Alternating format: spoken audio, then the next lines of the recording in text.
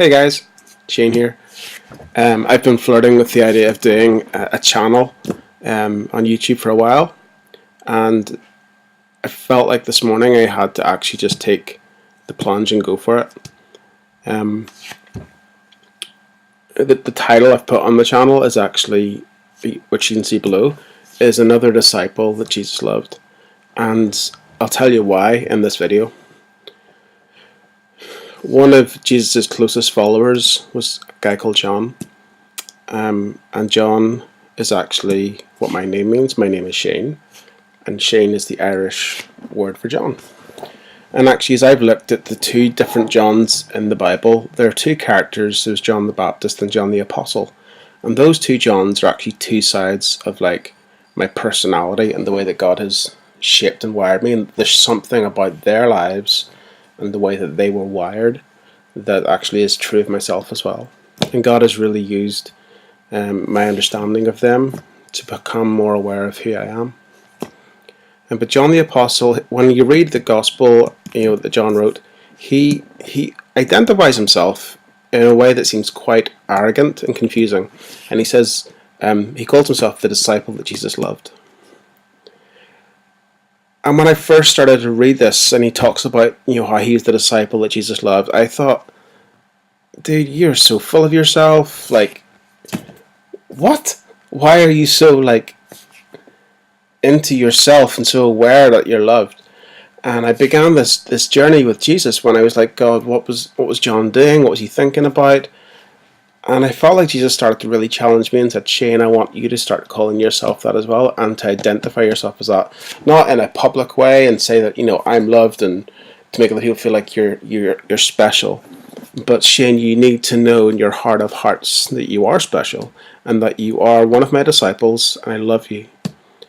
And your deepest awareness of yourself should actually be that you're loved.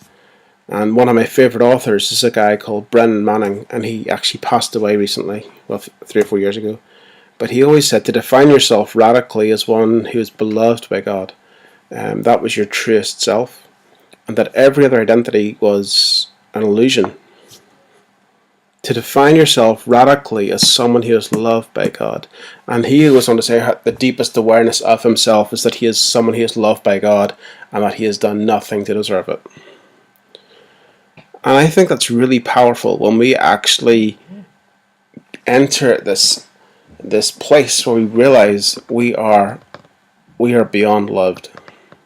And it's not because we deserve it. And it's not because we think highly of ourselves.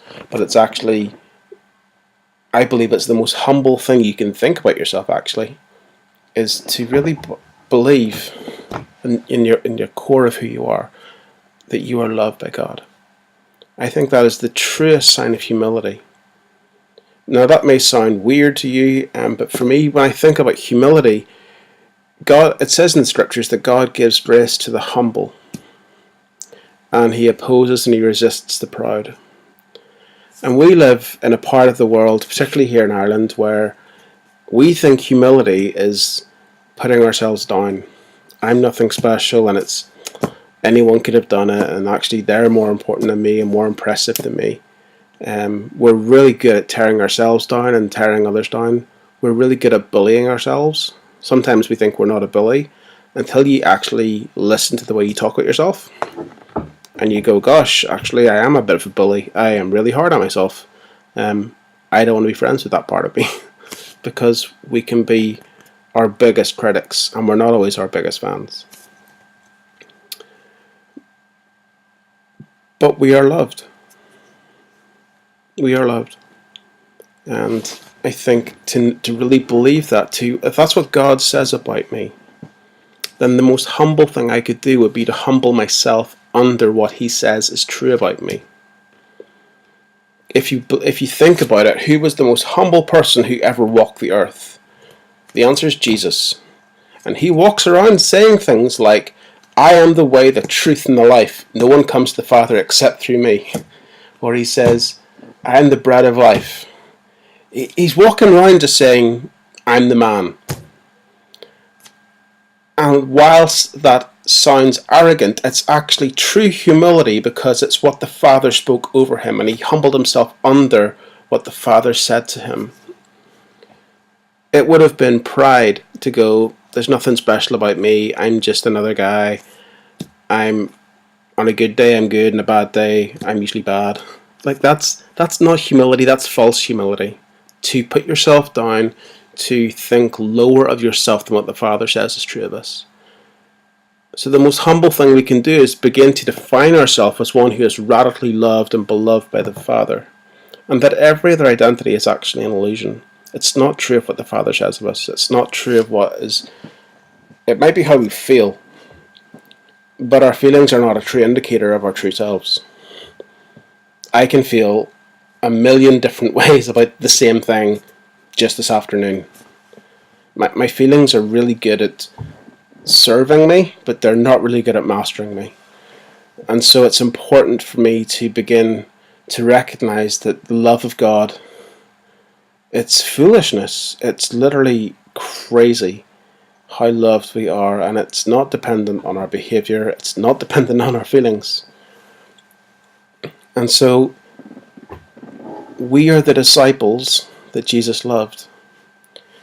And one of my biggest subjects I love to discuss and debate and to wrestle through is what it means to be a disciple. A disciple is a student. It's an apprentice. It's someone who's still learning. You've still got your L plates up as if you're learning to drive a car. You're still teachable and you're still open and you're still learning about yourself and life and God from Him. Sometimes you learn that from the scriptures and from reading the Bible, but you actually learn that in relationship through what He says about it. You learn it from a person. You learn it through the voice of God as you learn to recognize and identify the voice of God, and it begins to shape us. It begins to change us. And you'll know it's God if it's in the scriptures and you feel the presence of God on what He's saying. In no way am I saying chuck the Bible out and only listen to what goes on in your head and call that God. No, I think actually it's important to listen to what God is saying and to what He has said, to what He is speaking and what He has spoken. And so this channel that I'm starting actually is all about how to begin to hear His voice, how to let the voice of God shape you in the midst of the questions and the confusion of where life is messy, to what does it mean to be humble? What does it mean to think and be open-minded? What does it mean to actually not know everything and yet know enough? And I'm just inviting you guys, if it's something that's interesting you, check it out. See what it's about.